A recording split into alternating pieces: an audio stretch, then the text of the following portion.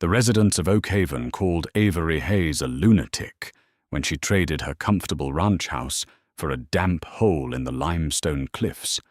They laughed when she hauled canned beans and kerosene into the dark. But when the sky shattered into white, those laughs turned into desperate, freezing screams. The high plains of Wyoming have a way of breeding a specific kind of stoicism, but even by local standards, Avery Hayes was an anomaly. At 58, she was a widowed former high school history teacher who had spent the last decade quietly maintaining a modest 50-acre spread on the outskirts of Oakhaven. Her property bumped up against the jagged, unforgiving ridges of the Blacktooth Escarpment, a geological scar of limestone that most locals ignored. It began in late August. The summer had been suffocating, baking the prairie grass into brittle, golden husks. Avery's neighbors Thomas and Beatrice Gallagher were the first to notice the strange behavior. It started with the heavy machinery. Avery had hired an independent contractor from 3 counties over a man named Gregory Cobb to drive a compact excavator up the steep, unpaved incline toward a natural fissure in the limestone. When Thomas Gallagher rode his ATV over to the property line to ask what she was building, Avery leaned against the rusting wire fence, wiped sweat from her brow, and said, "A cellar, Thomas. The house draft is getting too bad." But it wasn't a cellar. Over the next 6 weeks, the quiet hum of the excavator was replaced by the concussive thuds of pneumatic drills. Avery was hollowing out the escarpment. She was expanding a natural cave system that ran deep into the bedrock, reinforcing the ceiling with heavy steel I-beams and thick timber supports. The turning point from eccentric neighbor to local pariah occurred in early October, when Avery listed her 3-bedroom ranch house, the house she had shared with her late husband Robert for 30 years, for sale. She didn't just list it. She sold it at a 30% loss to a corporate agricultural firm, demanding the payment in cash. The town of Oakhaven, population 2,400, thrived on gossip. Within days, the diner on Main Street was buzzing. "She's a doomsday prepper," whispered Sarah Jenkins, the town clerk, over a plate of hash browns. "I saw her at the hardware store buying 3 industrial propane heaters, thermal mylar blankets by the case, and enough military-grade MREs to feed a platoon. She's gone entirely off the deep end." The whispers inevitably reached Avery's daughter, Claire Mitchell. Claire lived in Denver, a successful corporate litigator who viewed her mother's rural lifestyle with a mixture of fond exasperation and mild disdain. When Claire received the bank notification about the sudden influx of cash and the transfer of the property deed, she drove 5 hours straight to Oakhaven. When Claire arrived at the property, she found her mother not in the house, but halfway up the ridge.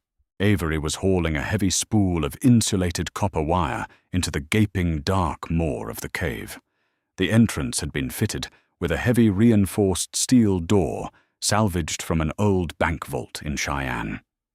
"Mom, what are you doing?" Claire demanded, her designer boots sinking into the loose gravel. "You sold the house to Agrico. Are you out of your mind?" Avery dropped the wire, breathing heavily. Her hands were calloused, her fingernails packed with dark earth.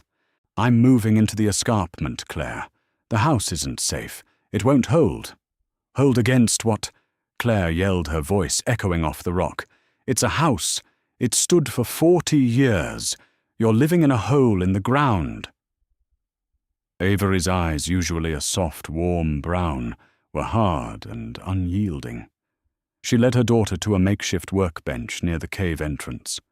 On it lay a crumbling, leather-bound journal wrapped in archival plastic. "I found this in the county archives last month," Avery explained, her voice dropping to an urgent whisper.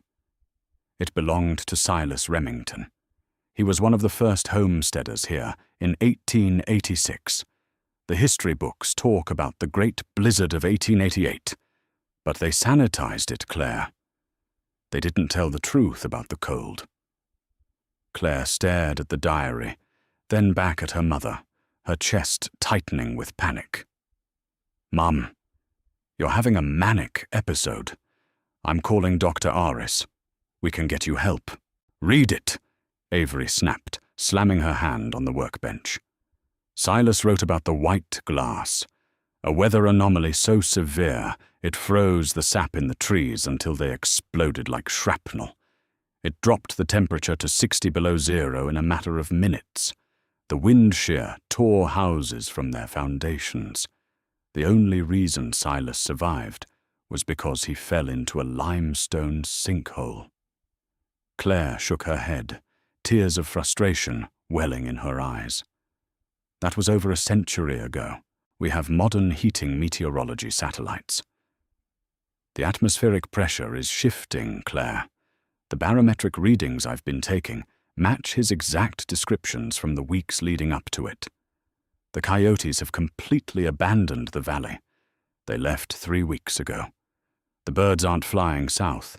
They're burying themselves in the underbrush. Avery stepped closer, grasping her daughter's arms. "Stay with me.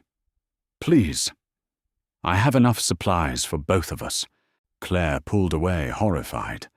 She left that afternoon. 2 days later, Sheriff Dallin Miller drove up the ridge to perform a wellness check, initiated by Claire. He found Avery meticulously installing a closed-circuit ventilation system connected to a manual hand crank.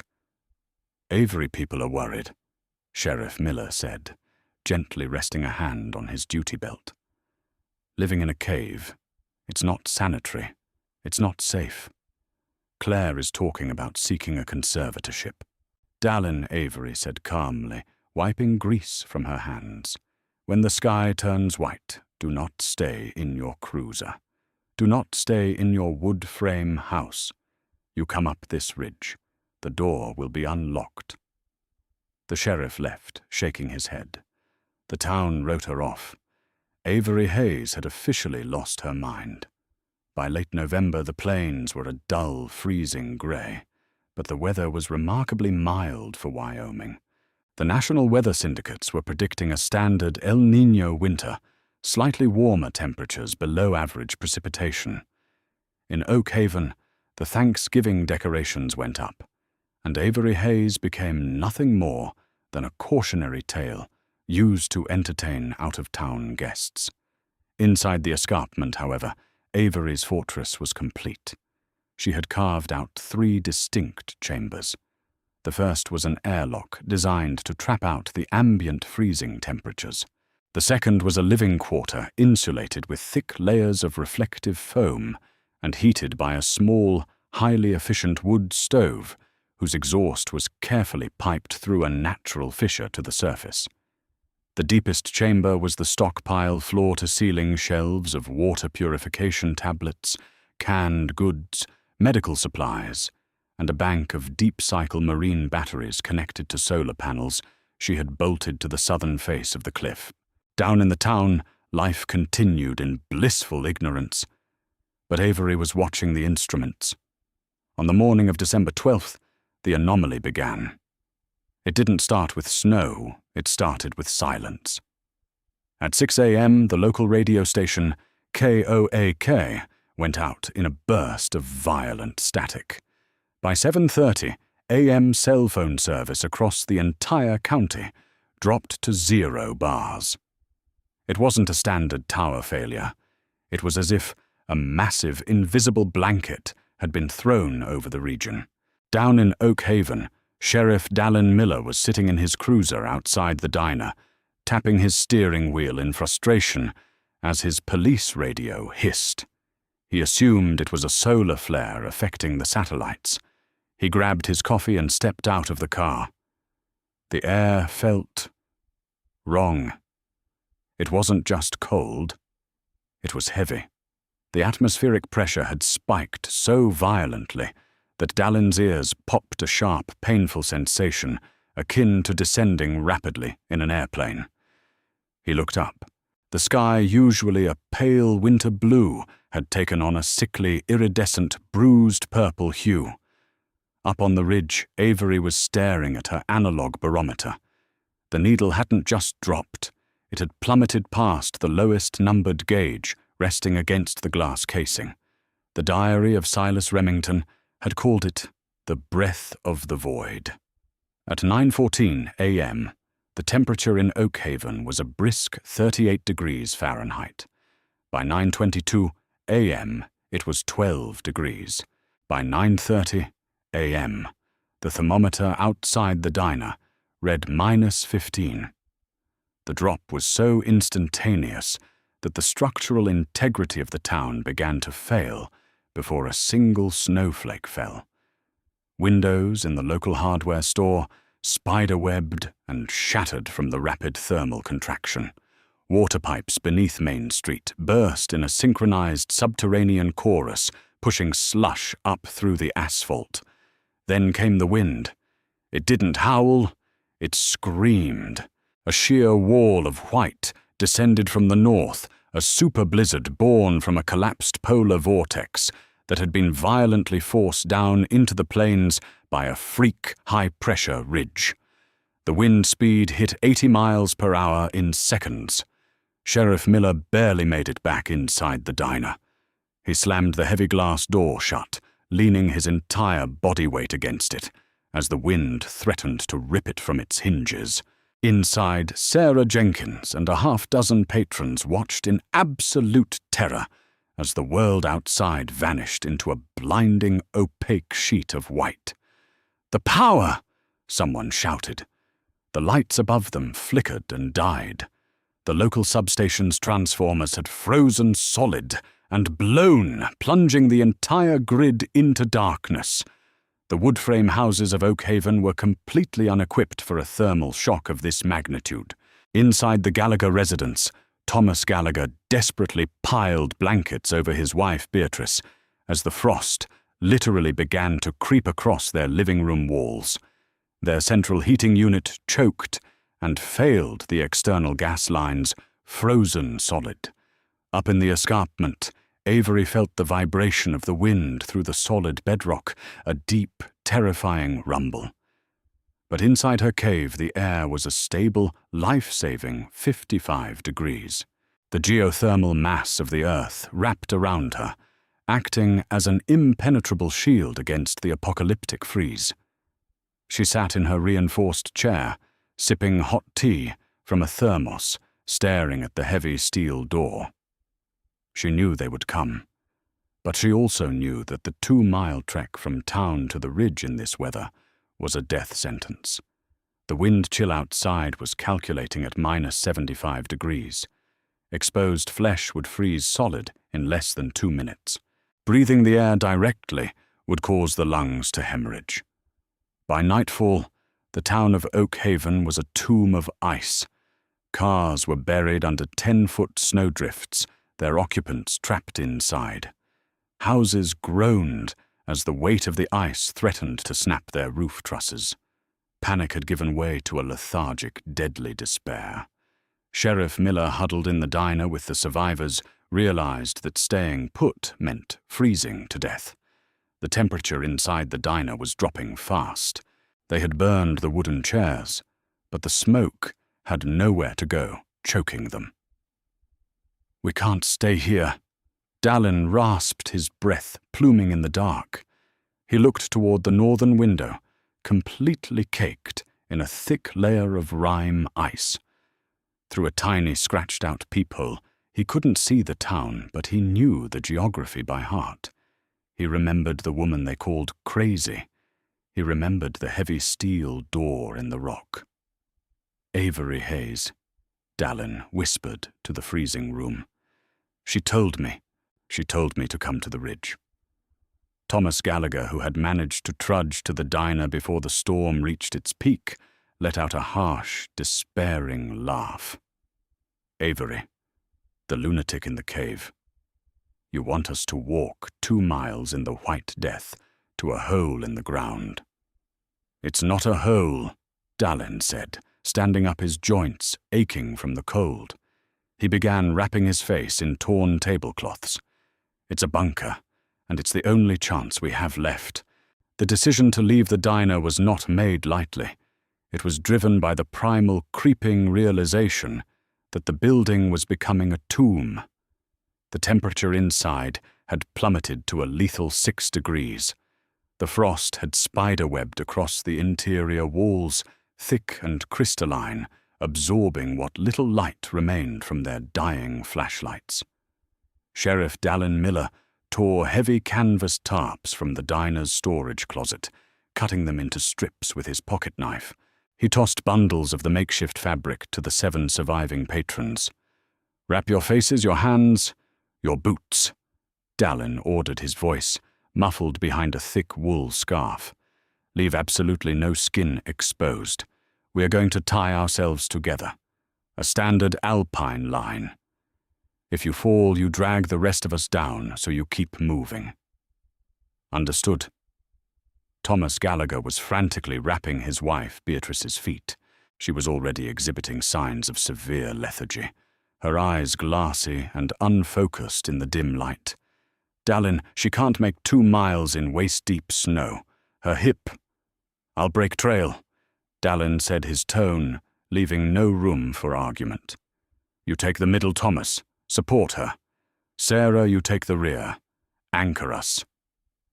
At 4:15 p.m., with the sun blotted out by an impenetrable wall of swirling white, Dallin kicked the diner door open. The wind did not just hit them, it assaulted them. It was a physical crushing weight that immediately drove the breath from their lungs. The roar of the blizzard was absolute, a deafening mechanical shriek that sounded like a freight train eternally passing just inches from their ears. Stepping into the street, Dallin immediately lost sight of his own boots. The snow was completely pulverized by the wind shear, turning the air into a dense, abrasive fog of ice particles. He gripped the heavy nylon tow rope tied around his waist, feeling the series of sharp tugs as the others followed him into the void. The 2-mile trek to the Blacktooth Escarpment, which usually took a matter of minutes by car, became an agonizing battle for inches. The geographical markers of Oak Haven, the post office, the grain silos, the rusted water tower, were swallowed by the whiteout. Dallin navigated entirely by the slope of the earth, blindly trusting that the steady upward incline meant they were heading toward the limestone ridges. 40 minutes into the march, disaster struck. The rope went violently taut, yanking Dallin backward into a snowdrift. He fought his way up the line, hand over hand, his vision reduced to less than 2 feet.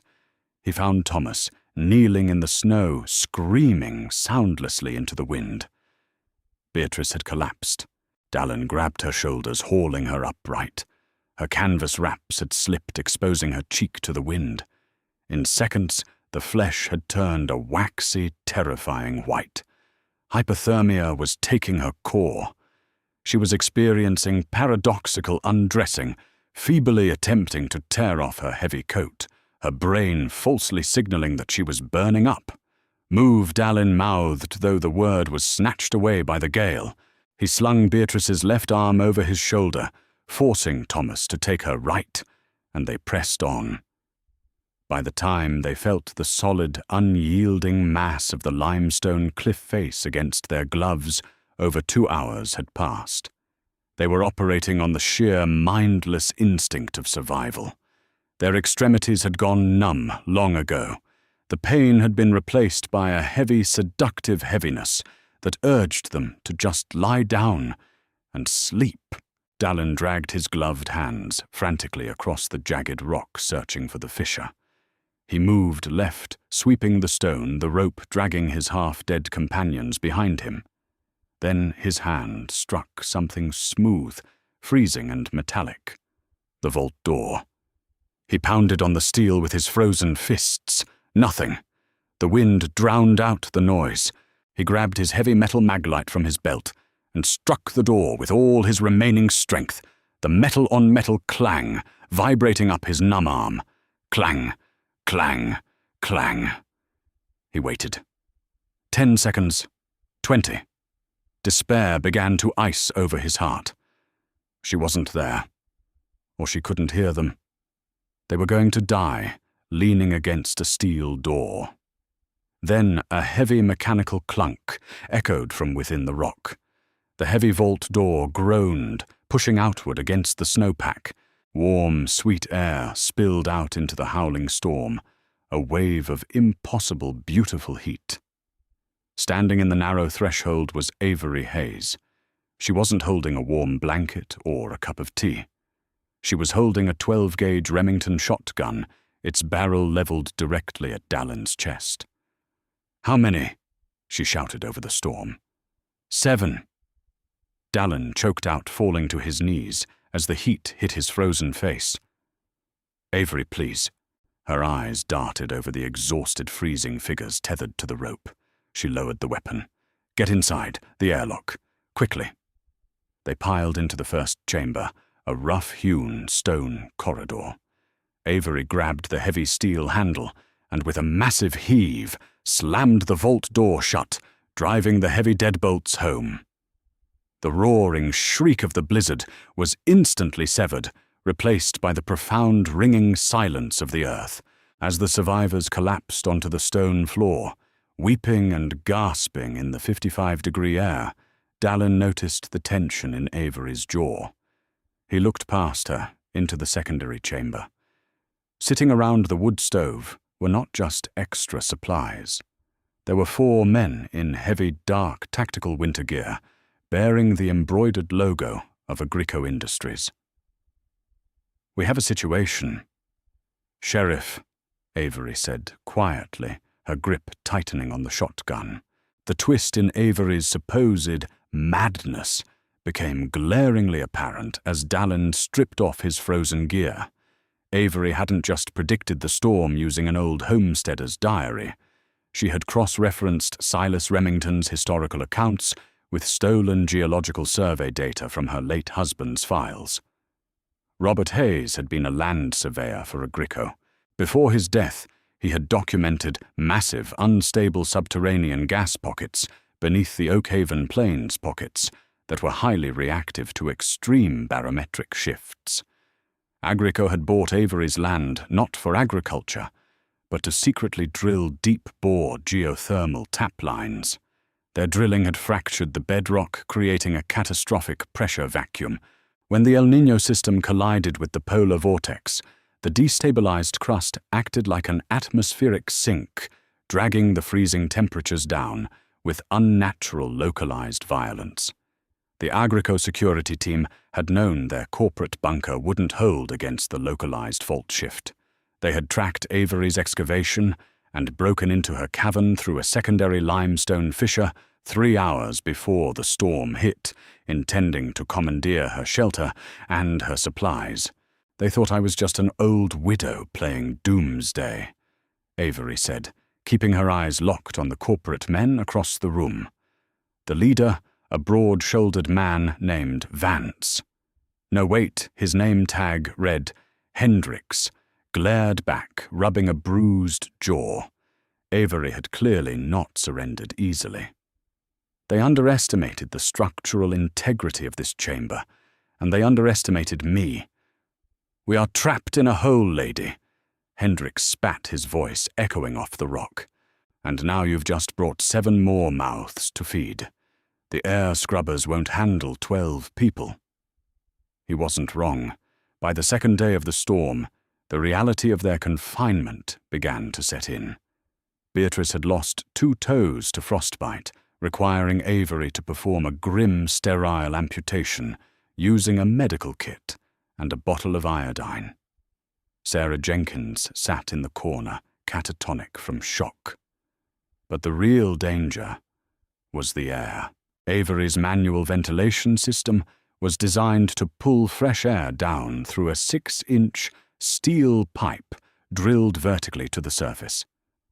But by hour 48, the hand crank grew impossibly stiff. The exterior exhaust had been buried under 20 feet of heavy wet snow, and the moisture from their breath was freezing inside the intake pipe, creating an ice block. The carbon dioxide alarms began to chirp a terrifying, sharp sound that cut through the low murmur of the survivors. "We're going to suffocate." Thomas panicked, clutching his wife's hand. Hendrik stood up, eyeing Avery's shotgun. "We need to open the main door. Just crack it. If you open that door, the thermal shock will kill us, or the snowpack will collapse and bury the airlock entirely." Dallin intervened, stepping between Hendricks and the vault door. "We have to clear the pipe from the inside." Avery said, her face pale. She pointed to a narrow vertical maintenance shaft she had carved near the back of the cave, barely wide enough for a human body. "The blockage is about 30 feet up, but the temperature in that shaft is matching the surface. It's an ice box." Dallin looked at his hands. They were heavily bandaged, his fingers a dark, mottled purple from the trek. He couldn't hold a chisel, let alone climb. Hendricks scoffed. "I'm not going up there to freeze." Before anyone could argue, Avery strapped a climbing harness around her waist. She grabbed a heavy steel crowbar and a battery-powered heat gun. "It's my cave," she said grimly. "I know the shaft." What followed was the longest hour of Dallin's life. They watched Avery squeeze into the dark, freezing vertical chute. The sound of her scraping the metal bar against the ice echoed down the rock face. 15 minutes passed. 30. The oxygen monitor dipped into the red zone. Sarah Jenkins fainted, slipping quietly to the floor. "Avery!" Dallin yelled up the shaft. "Avery, come down." There was no answer. Just the horrifying sound of a heavy metal bar clattering down the rock face, landing at Dallin's feet. Hendricks cursed and finally moved. Whatever corporate malice he harbored was overridden by the basic human desire to breathe. He grabbed the rope tethered to Avery's harness and hauled. He and Dallin pulled together, dragging her unconscious body down from the freezing shaft.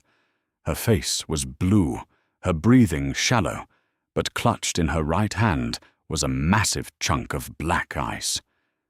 Suddenly, the hand crank for the ventilation system whirred freely. Fresh, freezing, beautiful air flooded down into the chamber. The alarm silenced. Avery had cleared the vent just before passing out from the cold.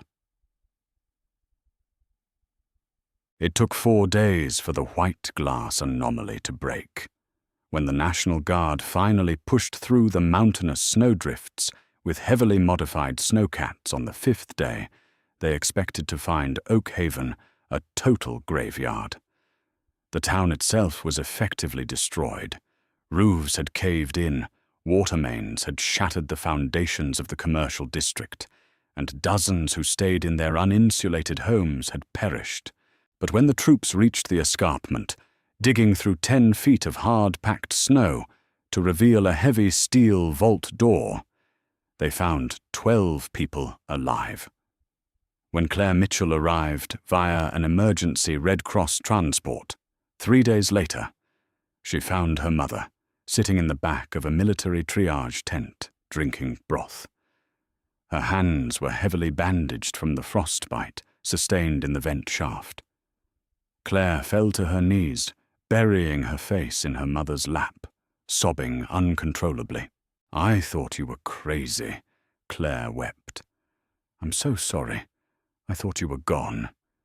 Avery rested a bandaged hand on her daughter's head, looking out at the ruined frozen plains.